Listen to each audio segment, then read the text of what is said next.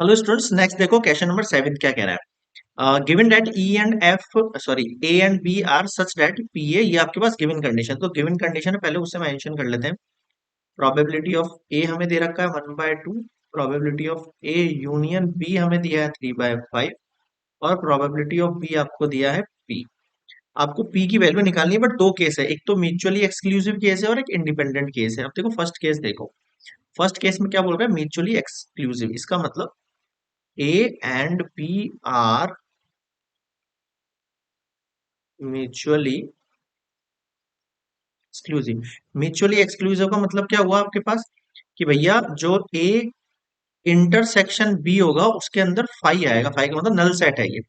इस कंडीशन में probability of A intersection B क्या मान सकता हूँ सर, मैं मान सकता हूँ इसकी कंडीशन जीरो होगी।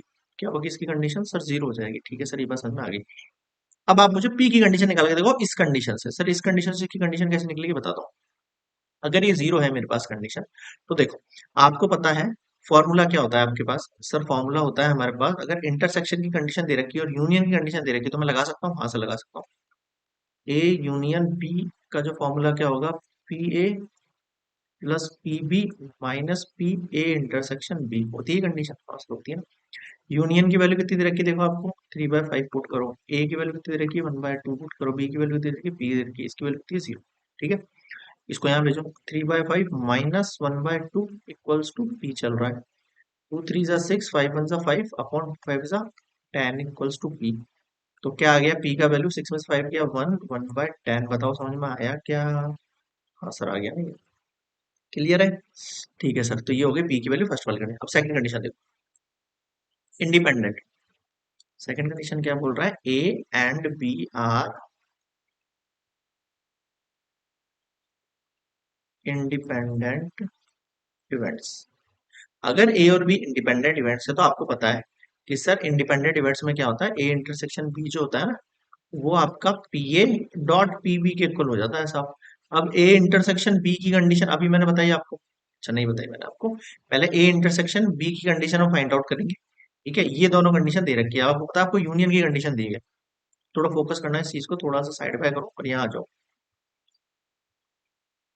पी ए यूनियन बी की जो कंडीशन थी वो क्या थी, P A plus P B minus P A intersection B. इसकी वैल्यू निकालनी है तो इसको यहाँ भेज दो, इसको यहाँ भेज दो।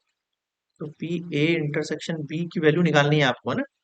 तो पी ए यहाँ पे एज इट इज है sir, P B as it is हो गया, माइनस हो गया पी ए यूनियन बी के साथ।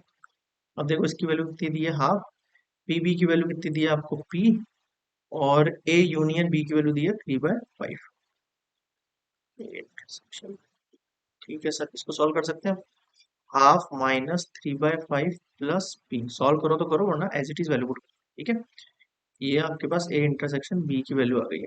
ठीक है, इसको सॉल्व मत करो, डायरेक्टली पुट। इसको यहाँ मैं पुट कर रहा हूँ, put equation 1 in above.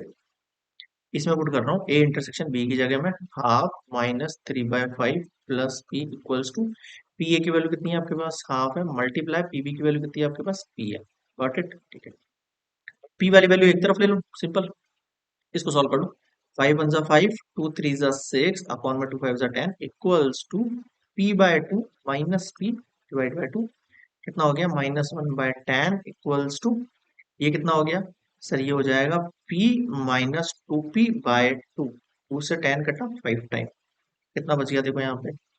Sir हमारे पास बच गया यहाँ पे -1/5 इक्वल्स टू, पी में से 2p गया तो माइनस का p, माइनस से माइनस कैंसिल आउट हुआ। तो p की वैल्यू कितनी आ गई, 1/5 आ गई। लो अब मुझे बताओ क्या समझ में नहीं आया।